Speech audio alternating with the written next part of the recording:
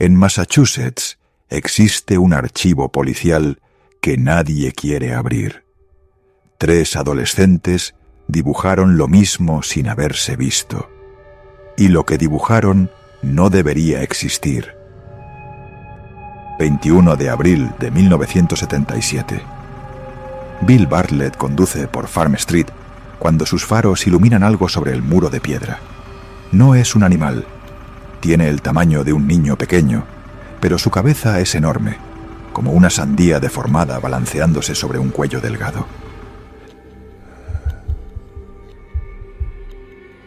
La criatura gira lentamente. No tiene boca, no tiene nariz.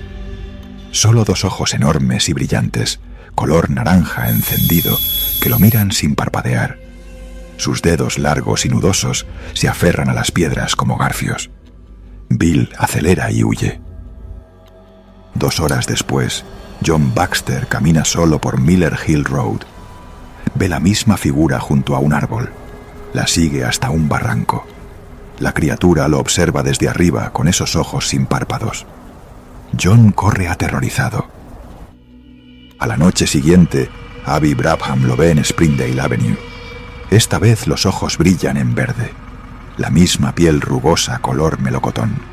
Los mismos dedos imposibles. La misma ausencia de rostro humano.